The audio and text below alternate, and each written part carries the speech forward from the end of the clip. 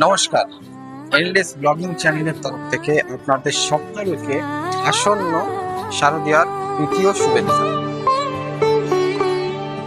উৎসবের অঙ্গনে আজ সবার আমন্ত্রণ, উৎসবের অঙ্গনে আজ মহালয়া, ইতিমধ্যে কিন্তু দেবী পক্ষের সূচনা ঘটে গেছে। তো আজ আমরা চলে এসেছি সব থেকে বড় দুর্গা প্রতিমা কামালপুরে। তো এখানকার দেখাবো কাজ কত দূর হয়েছে, এখনো কতটা বাকি আছে, আর কত দিনের মধ্যে কাজ কমপ্লিট হবে। তো পুরোটাই দেখাবো, অবশ্যই আমাদের সাথে থাকবেন। এই ভিডিওটি আপনারা একদিন পরে দেখতে পাবেন। তো এখানে আর বেশি কথা না বাড়িয়ে একদম নিয়ে যাব প্রতিমা প্রস্তুতি কত দূর সেখানে। আসুন।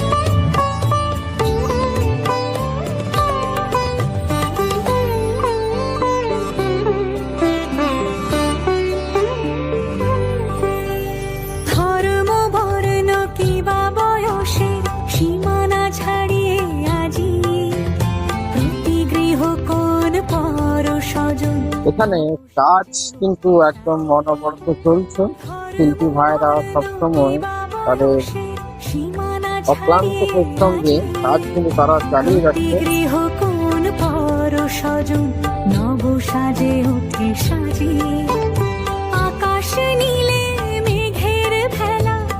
এই সেই আমাদের মা দুর্গার প্রতিমা, এখনো কিন্তু অর্ধেকটাই সম্পন্ন হয়েছে, কাজ কিন্তু এখনো বাকি।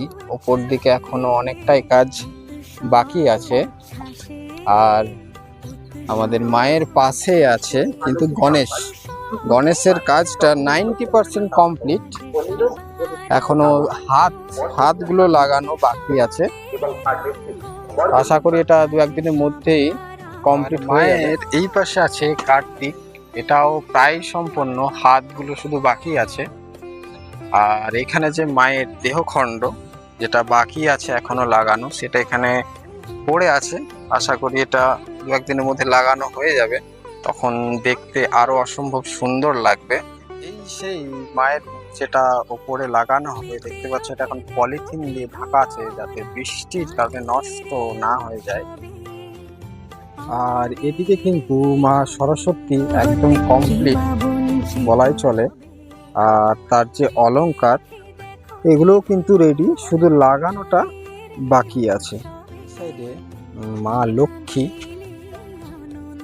90% কমপ্লিট, হাত এখনো লাগানো বাকি। আর এখানেই মায়ের অলংকার বা মায়ের কান পাশা যে তৈরি হয়েছিল তার এটি নকশা, এটি মাটিতে তৈরি করা হয়েছে, তার উপর এখানে কাজ করা হয়েছে।